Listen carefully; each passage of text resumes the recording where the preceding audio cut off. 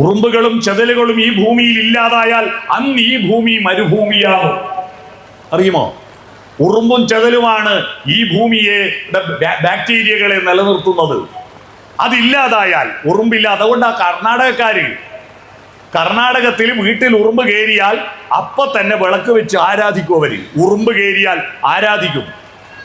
ഐശ്വര്യമാണെന്ന് അവരുടെ സങ്കല്പം. തമിഴ്നാട്ടുകാര് വീടെടുത്ത സ്ഥലത്ത് താമസിക്കുന്ന ഉറുമ്പുകൾക്കും ചെതലുകൾക്കും ഡെയിലി ഭക്ഷണം കൊടുക്കും അവര്. അതുകൊണ്ടാണ് അരിപ്പൊടി കൊണ്ട് രാവിലെ മുറ്റത്ത് കളം വരയ്ക്കുന്നത്. മനസ്സിലായോ? അരിപ്പൊടി കൊണ്ട് കളം വരയ്ക്കുന്നത്. ഇതിന്റെ അർത്ഥം അറിയാത്ത ചില വിഡ്ഢികൾ കളം വരയ്ക്കുന്ന അരിപ്പൊടിക്ക് പകരം പെയിന്റോട്ട് വരച്ചു വെക്കും. എന്നാ പിന്നെ ദിവസം വരക്കേണ്ടത്. ഉറുമ്പിന് കൊടുക്കണമെന്ന തേന തെക്തേന ഭുഞ്ചീത. ഈശാവാസ്യ ഉപനിഷത്തിലെ ഒരു വചനമാണ് തേന തെക്തേന ഭുഞ്ചീത. നീ കൊടുത്തിട്ട് തിന്നുക. അതുകൊണ്ടാണ് പണ്ടത്തെ ആളുകൾ ഭക്ഷണം കഴിക്കുമ്പോൾ നുള്ളിച്ചാടുന്ന കണ്ടിനോ? നമ്മൾ പറഞ്ഞു കൊതി കൂടുന്നതിനാണ്. അല്ല, കൊതി കൂടുന്നതിനല്ല. ഉറുമ്പിനോ ചെതലിനോ കൊടുത്തിട്ടേ തിന്നാവൂ. അതാ നുള്ളിച്ചാടുന്നത്. അപ്പൊ തമിഴ്നാട്ടുകാർ കൊടുക്കും, കർണാടകക്കാർ കൊടുക്കും. നമ്മളെ വീട്ടിൽ ഉറുമ്പ് വന്നാലോ ഉടൻ തന്നെ നമ്മള് ഈച്ചപ്പൊടി എടുത്തിട്ട് ഓടും. അല്ലേ? അടിയെല്ലാം പേറും. അല്ലെങ്കിൽ മാരക വിഷമായ ഒരു ചോക്കുണ്ട്, അല്ലേ? ആ ചോക്ക് കൊണ്ട് വരക്കും. ഇങ്ങോട്ട് കയറണ്ടാൻ. ആ ഉറുമ്പിനും അവകാശമുള്ളതാ. ആ ഉറുമ്പും ചെതലും ഈ ഭൂമിയിൽ എന്നില്ലാതാവുന്നുവോ അന്ന് ഭൂമി മരുഭൂമിയാകും.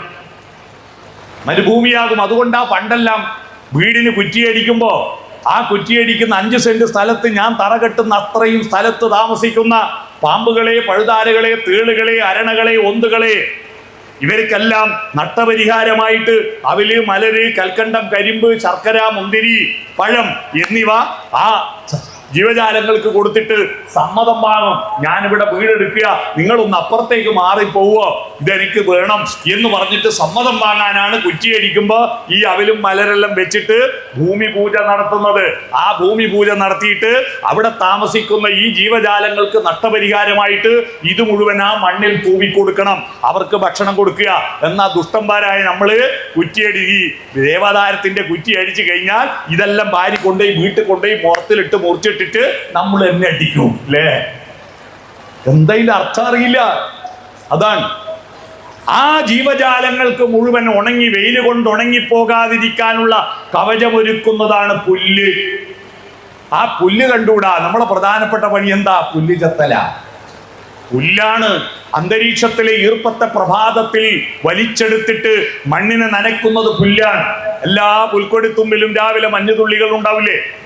ആ മഞ്ഞുതുള്ളികളിൽ സൂര്യകിരണങ്ങൾ തട്ടുമ്പോൾ മഞ്ഞുതുള്ളികൾ ചുവന്നു വരുന്നിട്ടാണ് കവികൾക്ക് സൗന്ദര്യ ഭാവനകൾ ഉണ്ടായത്. അങ്ങനെയാണ് അവരെ പുൽക്കൊടിത്തുമ്പിന്റെ മൂർധാവിലെ മഞ്ഞുതുള്ളികളെ നോക്കിയിട്ട് കവിതകൾ എഴുതിയത്, പാട്ടുപാടിയത്. ഉഷാകിരണങ്ങൾ പുൽകി പുൽകി തുഷാരബിന്ദുവിൻ വദനം ചുവന്നു പകലിൻ മാറിൽ ദിനകരകരങ്ങൾ പവിഴമാലികകൾ അണിഞ്ഞു എന്ന് പാട്ടുപാടിയത്. അതുകൊണ്ട് പുല്ല് വെറും പുല്ലല്ല. ആ പുല്ല് വളരെ ഗൗരവമുള്ളതാണ്. ഈ പുല്ലും മരവും കണ്ടുകൂടാത്ത നമ്മൾ നാട്ടുകാർക്ക് മാനസിക രോഗ. അവരാണ് ഈ മഴയുടെ ആളുകൾ. അകാല മഴ വർഷം ഉണ്ടാക്കുന്ന ആളുകൾ. സ്വർണത്തേക്കാൾ മനുഷ്യന് ഉപകാരം പുല്ലുകൊണ്ടാണ്.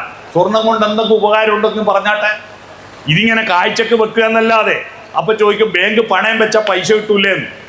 ബാങ്കിൽ ഇത് ഒരു ഉറപ്പിന് വെക്കുന്ന ഒരു സാധനം എന്നല്ലാതെ ബാങ്കുകാരത് കൊണ്ടുപോയി പുഴുങ്ങി തിന്നുവോ? ഇല്ലല്ലോ. അത് ഉറപ്പിന് അവിടെ വെക്കുക എന്നല്ലാതെ നമുക്ക് പ്രത്യക്ഷത്തിൽ സ്വർണം കൊണ്ട് എന്തെങ്കിലും ഒരു ഉപകാരം ഉണ്ടോ? ആകെ ഒറ്റൊരു ഉപകാരമേ ഉള്ളൂ സ്വർണം കൊണ്ട്.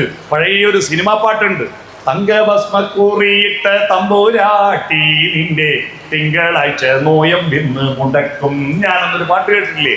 തങ്കഭസ്മം ഉണ്ടാക്കാൻ സ്വർണം കത്തിച്ചതിന്റെ ഭസ്മമാണ് പണ്ട് മരുന്ന്, തങ്കഭസ്മം. ഇതല്ലാതെ പൊന്നുകൊണ്ട് ഒരു ഗുണമൊന്നും ഇല്ല. എന്നാ പുല്ല് കൊണ്ട് 1000 ഗുണമുണ്ട്. അപ്പോ ഇനി ആരോടൊക്കെ ഇഷ്ടം വന്നാൽ എന്റെ പൊന്നേ എന്നല്ല പറയേണ്ടത്, എന്റെ പുല്ലേ എന്നാ പറയേണ്ടത്. ഇനി ആരോടൊക്കെ ദേഷ്യം വന്നാൽ പുല്ലേ എന്നല്ല പറയേണ്ടത്, പൊന്നേ എന്നാ പറയേണ്ടത്. മനസ്സിലായോ? ഇതാണ് പ്രജ്ഞ, ഇതാണ് തിരിച്ചറിവ്. നമ്മൾ ഇതുവരെ കേട്ടതും ഒന്നുമല്ല. സ്വയം തിരിച്ചറിവുണ്ടാവണം. ആ തിരിച്ചറിവില്ലാതെ ഈ അമ്പലത്തും കഴിഞ്ഞിട്ട് അമ്പലത്തിൽ ഉത്സവം കഴിഞ്ഞിട്ട് പോകുന്ന ഇവിടുത്തെ യുവാക്കളും യുവതികളും കുട്ടികളും എല്ലാം ഇവിടുന്ന് വാങ്ങുന്ന ഐസ്, ഇവിടുന്ന് വാങ്ങുന്ന ഓക്കെ, ഇവിടുന്ന് വാങ്ങുന്ന ലേസ്, അതിൻ്റെ എല്ലാം പാക്കറ്റ് ഈ മുറ്റത്ത് എറിഞ്ഞിട്ട് ഇവിടെ വന്നിട്ട് പ്രാർത്ഥിച്ചിട്ടും അവിടെ നിവേദ്യം സമർപ്പിച്ചിട്ടും അവിടെ വഴിപാട് സമർപ്പിച്ചിട്ട് ഒരു കാര്യമില്ല. കാരണം അമ്മയെ അപമാനിച്ചിട്ട് ഈ അമ്മ ബാക്കിയെല്ലാം സ്വന്തം നെഞ്ചോട് ചേർക്കും. ഭൂമിദേവിയുടെ പ്രത്യേകത, നമ്മൾ എന്ത് മാലിന്യമിട്ടാലും ഭൂമി തന്നോട് ചേർക്കും. അതിൻ്റെ തെളിവാണ് ഒരു 10-30 കൊല്ലമായിട്ടുള്ളൂ നമ്മളെ നാട്ടിലെല്ലാം കക്കൂസ് വന്നിട്ടല്ലേ, സത്യല്ലേ? ഒരു 40 കൊല്ലം മുമ്പുള്ള ഒരു 50-60 വയസ്സുള്ള ആളോട് ചോദിച്ചു നോക്കൂ, അവരെല്ലാം ബാല്യത്തിൽ എവിടെയായിരുന്നു കക്കൂസ്? തൈക്കുണ്ടിലും കുണ്ടടയിലും ആയിരുന്നില്ലേ മൂലധന നിക്ഷേപം, അല്ലേ? അന്ന് ഈ തൈക്കുണ്ടിലും കുണ്ടടയിലുള്ള ആ മാലിന്യം എവിടെയെങ്കിലും ബാക്കിയുണ്ടോ? അത് മുഴുവൻ മണ്ണ് തൻ്റെതാക്കി മാറ്റിയില്ലേ? അന്നത്തെ കാലത്ത് തെങ്ങിന് നല്ല തേങ്ങയുണ്ടായിരുന്നു ഈ തൈക്കുണ്ട് പോകുന്നതുകൊണ്ട്. ഇന്ന് അത് പോയി കക്കൂസ് വന്നപ്പോൾ തേങ്ങയും കുറഞ്ഞു മണ്ടരിയും കൂടി, അല്ലേ? തേങ്ങയും കുറഞ്ഞു മണ്ടരിയും കൂടി. മണ്ണിന്റെ ഒരു പ്രത്യേകത അതിൻ്റെ ഉർവരതയാണ്. എല്ലാം തന്നിലേക്ക് ആവാഹിക്കാനുള്ള കഴിവുണ്ട്. എന്നാൽ മണ്ണിലേക്ക് ചേർക്കാൻ പറ്റാത്ത ഒരു ഭീകരമായ രാക്ഷസൻ ആണ് പ്ലാസ്റ്റിക്. ആ പ്ലാസ്റ്റിക്കിന്റെ കുപ്പിയും പ്ലാസ്റ്റിക് സഞ്ചിയും പ്ലാസ്റ്റിക്കിന്റെ പാക്കറ്റുകളും ഈ മണ്ണിലേക്ക് വലിച്ചെറിയുകയോ അല്ലെ കത്തിച്ചിട്ട് അന്തരീക്ഷത്തിൽ കാർബൺ മോണോക്സൈഡ് ഉൽപ്പാദിപ്പിക്കുകയോ ചെയ്യുന്ന ഭീകരന്മാരാണ് ഗാസയിലെ ഭീകരന്മാരെക്കാൾ, തീവ്രവാദികളെക്കാൾ ഭീകരന്മാർ. അടുത്ത തലമുറയെ അടക്കം നശിപ്പിക്കുന്ന ഭീകരന്മാരായിട്ട് അവരെ പരിഗണിക്കണം. അതാണ് പ്രജ്ഞാപരാധം. ഈ മണ്ണും നമ്മളും തമ്മിൽ ചേരണം. ഈ ചേരുന്നതിൽ നിന്ന് പുറകോട്ട് പോയ കൊണ്ടാണ് അന്തരീക്ഷത്തിൽ ചൂട് കൂടിയാൽ എന്താവും? പുഴയിലെയും തോട്ടിലെയും കടലിലെയും വെള്ളം ബാഷ്പീകരിച്ചു കൂടി. ബാഷ്പീകരണം കൂടുമ്പോൾ ഈ വെള്ളം മുഴുവൻ ആകാശത്ത് പോയാൽ അവിടെ സ്റ്റോക്ക് ചെയ്യാൻ വേറെ സംവിധാനമൊന്നും ഇല്ലല്ലോ. മേലോട്ട് പോയതെല്ലാം താഴോട്ട് വരണ്ടേ? മേലോട്ട് പോയതെല്ലാം താഴോട്ട് വരണമല്ലോ. അതുകൊണ്ടാണ് കൂടുതൽ ബാഷ്പീകരണം കൂടുമ്പോൾ കൂടുതൽ മഴ കൂടും, മേഘസ്ഫോടന മഴയുണ്ടാകും. ആഗോളതാപനത്തിന് ആരാണ് ഉത്തരവാദി? മനുഷ്യർ ഈ ഭൂമിയിൽ സംസ്കാരം ആരംഭിച്ചിട്ട് 17-ാം നൂറ്റാണ്ടിൽ വ്യവസായ വിപ്ലവം, ഫ്രഞ്ച് വിപ്ലവം ഉണ്ടായതിനു ശേഷമാണ് അന്തരീക്ഷ താപം കൂടിയത്, പുകകൾ ഉണ്ടായത്, മോട്ടോർ കാറുകൾ പുകകൾ ഉൽപ്പാദിപ്പിച്ചത്, നമ്മൾ അടിച്ചുവാരി തീ കത്തിക്കാൻ തുടങ്ങിയത്. ഇലയെ അടിച്ചുവാരി കത്തിക്കുന്നു. ഈ ഇലകൾ മണ്ണിൽ അവിടെ ഇട്ടാൽ അതിൽ കിട്ടുന്ന നല്ല നൈട്രജനും ഫോസ്ഫറസും പൊട്ടാഷും നല്ല വളമാണ് ഈ ഇലകളിലുള്ളത്. എന്നാൽ കത്തിച്ചാൽ അതിലാകെ കിട്ടുന്നത് പൊട്ടാഷ് മാത്രമാണ്. നൈട്രജനും ഫോസ്ഫറസും ആണ് കത്തിച്ച് കളയുന്നത്. എന്തൊരു നഷ്ടബോധമാണ്. എന്നിട്ടും നമ്മൾ അടിച്ചു വാരി കത്തിക്കുന്ന വിഡ്ഢിത്തം ചെയ്യുക. എന്നിട്ട് പറയാ എനിക്ക് വിവരമുണ്ട്, സമ്പൂർണ്ണ സാക്ഷരതയുണ്ടെന്ന്. അടിച്ചു വാരി കത്തിക്കുന്നവരാണ് ഈ മഴക്കുത്തരവാദി. അടിച്ചു വാരിയ പിന്നെ എന്ത് ചെയ്യണം? ഒന്നും വേണ്ട, ഒരു കുഴി കുഴിച്ചിട്ട് അതിൻ്റെ മേലെ ഒരു രണ്ട് പോങ്ങ മണ്ണാടി ഇട്ട് കൊടുത്താൽ മതി. അത് ഒരാഴ്ച കൊണ്ട് മണ്ണ് തൻ്റെതാക്കി മാറ്റിക്കളയും. ഒരു കത്തിക്കലും വേണ്ട. അതുകൊണ്ട് പ്രജ്ഞാപരാധമാണ് മഴയുണ്ടാകാൻ കാരണം. ഈ പ്രജ്ഞയുണ്ടാക്കുന്ന മനസ്സിലുണരൂ ഉഷസന്ധ്യയായി, അതാണ് വിദ്യ. ആ വിദ്യയെ പ്രാർത്ഥിക്കാൻ ലോകത്ത്, വിദ്യയെ പ്രാർത്ഥിക്കുന്ന, വിദ്യയെ ആരാധിക്കുന്ന ലോകത്തെ ഒരേ ഒരു ജനത ഭാരതീയരാണ്, നമ്മളാണ്. മറ്റെല്ലായിടത്തും ഒരുപാട് ദൈവങ്ങളുണ്ട്. പക്ഷെ അറിവെന്ന ദൈവത്തെ പ്രാർത്ഥിക്കുന്നവർ നമ്മൾ മാത്രമാണ്. അത് ഒരു ദിവസമല്ല. ശ്രീകൃഷ്ണ ജയന്തി ആഘോഷം ഒരു ദിവസം, ശ്രീരാമനവമി ആഘോഷം ഒരു ദിവസം.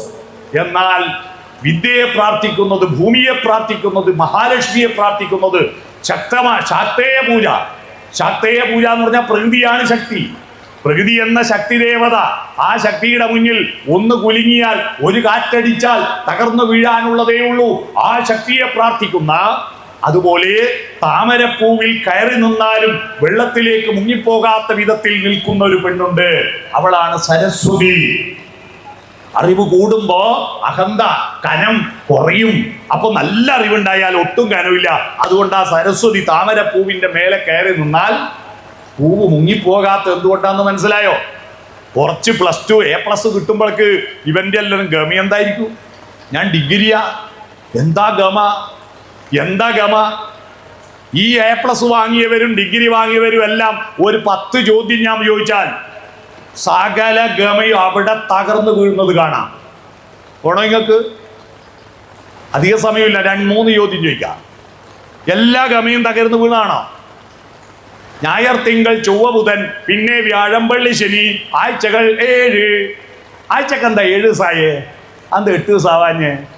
ഈ 7ന്റെ കണക്കെന്താന്ന് അറിയുന്ന ആരും കൊണ്ട് ഇപ്പം 500 രൂപ കഴിഞ്ഞ് ഇപ്പൊ കയറി വന്നിട്ട് ആഴ്ചക്ക് എന്താ 7 ദിവസമായി എന്നുള്ള കണക്കറിയുന്ന ആരും ഉണ്ടെങ്കിൽ 500 രൂപ ആയിട്ടുണ്ട്. അറിയാമോ? ആരെ കൊണ്ടോ വെല്ലുവിളി ഏറ്റെടുക്കാൻ?